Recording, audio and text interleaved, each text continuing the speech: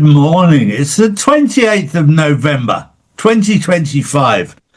And my dear friend Janet Ozenbard did a wonderful series called The Fall of the Cabal.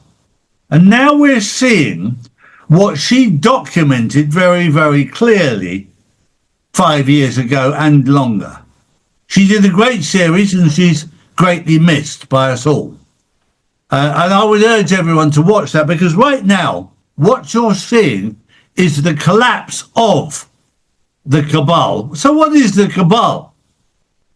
The British royal family, the EU, the hegemony of the United States of America, the control of the three pillars of evil, as I call them, the City of London, the Vatican, and Washington District of Columbia.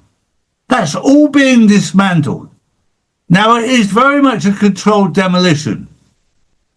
And I'm going to urge you to watch this short video that Scott McKay's done. So here it is, Operation Silence the Swamp. The government shutdown is now a purge. Over 4,000 federal workers have vanished from payrolls, erased, not fired. Entire departments are collapsing as Trump dismantles a bureaucratic monster. The media calls it a stalemate. It's not. It's controlled demolition. Up to 10,000 positions targeted next. This is not about budgets. It's about elimination. The next phase, judicial collapse. Federal courts are buckling. Civil cases frozen. Administrative reviews halted. Only criminal prosecutions continue. The judiciary is starving and cracking under Trump's momentum. And beneath the surface, a ticking case. Louisiana versus Calais threatens to shatter decades of Democrat power engineering. The courts aren't reforming, they're rearming. Military engagement on home soil. Trump is federalizing National Guard units in Portland, Seattle, and Florida. These are not peacekeeping missions. These are preemptive strikes against domestic insurgents. Judges scream illegal. The White House calls it sovereignty enforcement. The Guard is mapping, deploying, and locking zones. No more Chaz, no more riots. The line is drawn now in steel. Economic reset underway. Markets shake, gold rises, the fear index explodes. The fake recovery narrative has been unplugged. No reports, no data, no illusion. The system is being starved of oxygen. Shutdown cost $15 billion a week. But that's the price of liberation. This is not a collapse, it's a controlled reset. Next is espionage and retaliation. 6 foreign nationals expelled overnight for waging spy war on U.S. soil. Intelligence chatter ties Chinese crypto ventures to old regime players. The press panics, but the message is clear. Retaliation has begun. Media warfare. Screens across airports now broadcast messages exposing Democrat sabotage. Not ads, directives. It's not propaganda if it's true, Trump's aides say. The narrative battlefield has moved to terminals and timelines. Minds are being recaptured.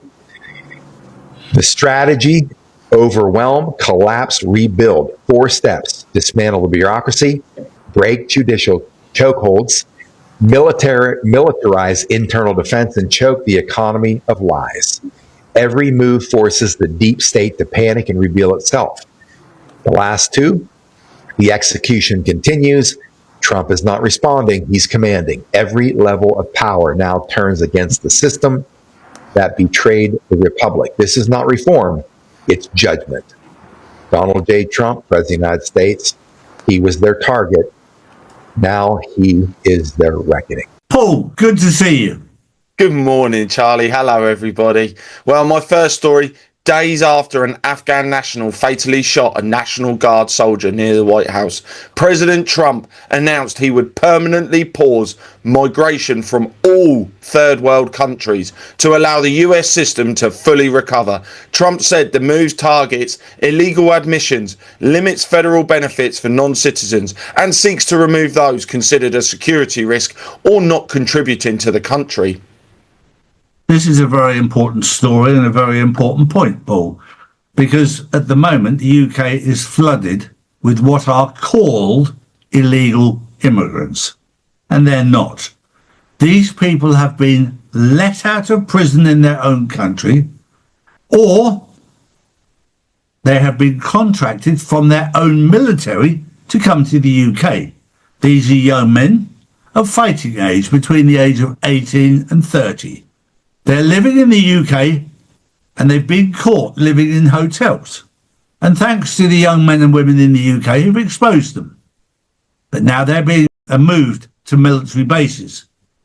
So the UK will be exposed for what they're allowing in what they call illegal immigration. Now, I've got a very simple question for my audience.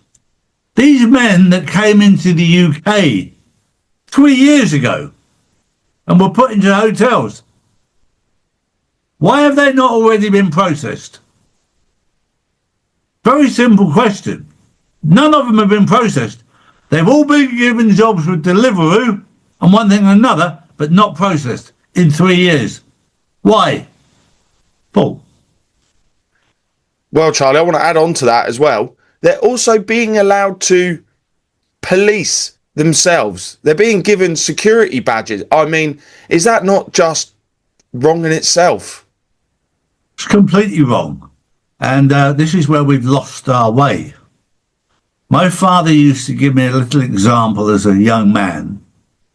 If you leave New York in a boat and you're heading to Ireland in a boat, and you're only 1 degree out when you leave New York, not only do you miss Ireland, you miss the UK.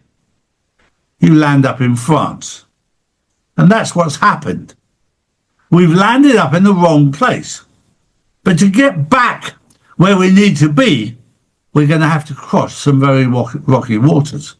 And that's what we're doing right now. We're getting back to where we should be. Well, my next story, Russian President Vladimir Putin says signing a peace treaty with Ukraine is legally impossible for now, citing the cancellation of Ukrainian elections and questioning President Zelensky's legitimacy. Speaking after a state visit to Kyrgyzstan, Putin said Moscow remains open to a future agreement, but only if Ukraine lifts martial law and holds election. Well, this is a very interesting part of the pantomime that's playing out. When you're losing badly in the war, you're not in a strong position. Zelensky was in a strong position a year ago, 2 years ago, 3 years ago. Not any longer, but this is all part of the pantomime, and Putin's going enough's enough. And they're in a very, very strong position. The biggest problem that you have with mainstream media is they underestimate and they under-egg the power of Russia. It's a very strong country. A very united country, believe it or not. A very clean country, a very safe country.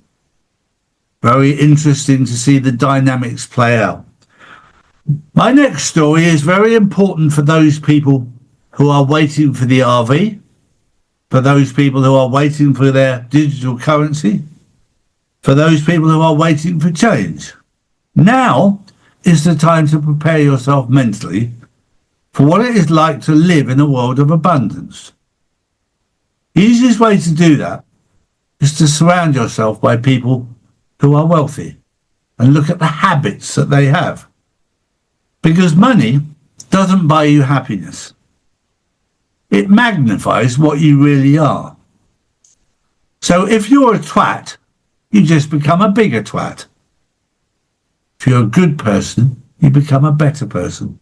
Now's the time to work on the twat and make it become a better person.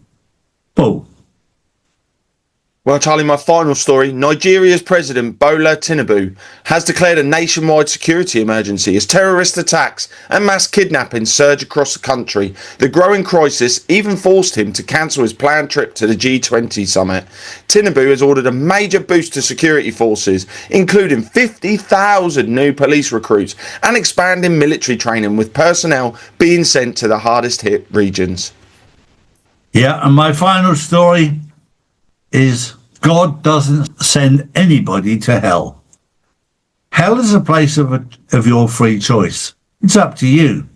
Whether you want to live in paradise and a wonderful life, or whether you want to live in fear, in turmoil, in terror for the rest of your life. It's your choice.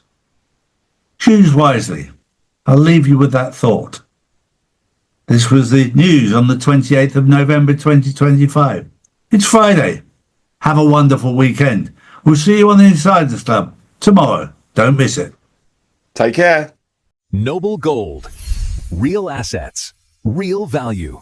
Your wealth protected.